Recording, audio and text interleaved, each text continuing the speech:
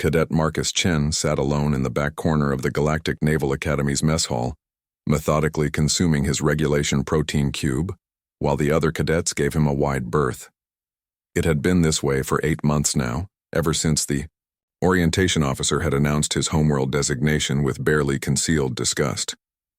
Terra, Class Duthine. Deathworld. Commander Vextal had read from his datapad, her crystalline voice carrying across the assembly hall.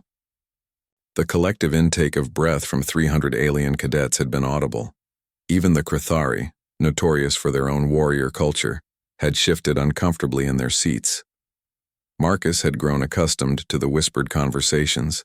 That ceased when he approached. The way his bunkmates would request transfers and how his study groups mysteriously disbanded whenever he tried to join. The galaxy's most prestigious military academy had welcomed representatives from over 40 species, but apparently there were limits to their diversity initiatives. His academic performance was exemplary, top 5% in theoretical tactics, stellar marks in xenobiology, and perfect scores in mechanical engineering. Yet when team assignments were announced, he was invariably placed with the Academy's worst performers, the assumption being that the savage Deathworlder would drag down any competent group. The other cadets whispered stories about his homeworld, a planet so hostile that its dominant species had evolved from persistence predators, where the very air contained enough oxygen to fuel combustion reactions that would be lethal to most galactic species. They spoke of Terra's weather patterns, storms that could level cities, temperature variations that spanned hundreds of degrees, and natural disasters that occurred with terrifying regularity. What they didn't understand was that these weren't just stories to Marcus. They were Tuesday afternoons. Lieutenant Zarahi, his tactical instructor, had been the worst offender. The slim, elegant Valthian had made no secret of her belief that Deathworlders were too unstable for command positions. Humans have proven themselves adequate as shock troops, she had announced during one particularly memorable lecture. But they lack the measured temperament necessary for strategic thinking. Marcus had endured it all with the quiet patience his grandmother had taught him during tornado season back in Kansas. But as the final examination period approached, he could sense the anticipation among his classmates.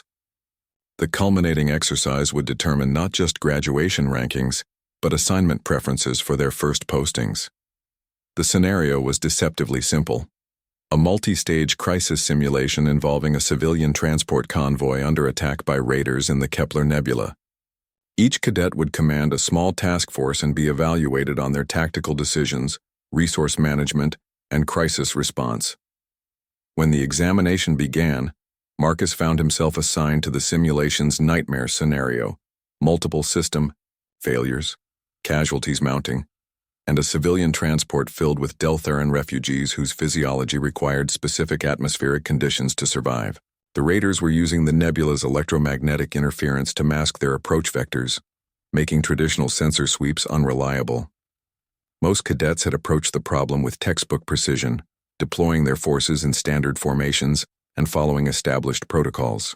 Marcus watched through the observation deck as one by one, they struggled with the scenario's mounting chaos. The Velthian honor student, Kesara, had managed her resources efficiently, but failed to adapt when the raiders changed tactics. The Crithari cadet, Drekun, had fought valiantly but hadn't accounted for the refugees' environmental needs. When Marcus's turn came, the examination proctors, a panel of senior officers from various species, settled in with obvious reluctance. Lieutenant Zarahi activated the simulation, with the air of someone performing an unpleasant but necessary duty. The scenario unfolded with brutal efficiency. Marcus's task force materialized in the nebula to find 3 civilian transports under attack by a superior raider force. Conventional sensors were useless, communications were sporadic, and 1 transport was already venting atmosphere. What happened next would be discussed in tactical seminars for years to come. Marcus immediately ordered his ships to disperse in a seemingly random pattern that made no sense to the observers, until the raiders attempted to exploit what they perceived as confusion and found themselves caught in a carefully orchestrated trap. He had used the nebula's interference as a weapon, timing his ship's movements to create false sensor readings that drew the enemy into kill zones. But it was his handling of the refugee crisis that truly stunned the examination board. While other cadets had struggled to balance combat operations with humanitarian concerns, Marcus had turned the civilians into an asset.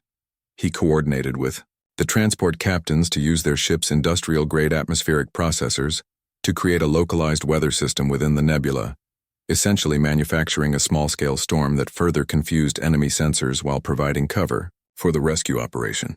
"That's impossible," Lieutenant Zarahi whispered as she watched the simulation unfold.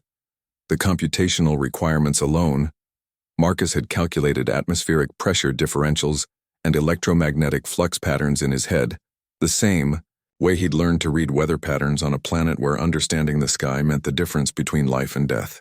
What seemed like impossible improvisation to his observers was simply applied experience from a childhood spent on a world that didn't accept excuses. When the simulation ended, all civilians rescued, all raiders destroyed or captured, 0 friendly casualties, the examination hall was silent. Marcus sat calmly in his command chair, waiting for the debrief as if he'd just completed a routine exercise. Commander Vextal was the first to speak. "Cadet Chen, your performance was unprecedented. How did you calculate those atmospheric dynamics so quickly?" Marcus considered his answer carefully. Around him, 300 cadets, many of whom had spent months avoiding him, waited for his response. "On Terra, Commander, we call it Tuesday." The assignment postings were released 3 days later. Marcus Chen was selected for the Fast Attack Courier program, traditionally reserved for the Academy's most promising tactical minds. More significantly, his simulation run had been classified for further study by the Strategic Command Institute. As he packed his few belongings, Marcus reflected on the irony. The very qualities that had made his classmates fear him, his death-world conditioning, his ability to function under impossible stress, his ingrained understanding that chaos was just another variable to be managed, had proven to be exactly what the galaxy needed. The other cadets no longer avoided him, though their attention now carried a different quality. Respect, perhaps. Or maybe just a healthy recognition that the quiet human from the Clastothene death world had been underestimated for far too long. As his transport lifted off from the Academy, Marcus allowed himself a small smile. The galaxy was vast and dangerous, filled with threats that required unconventional solutions. Fortunately, Terra had been teaching its children to handle the impossible for millennia. The rest of the galaxy was about to learn what that meant.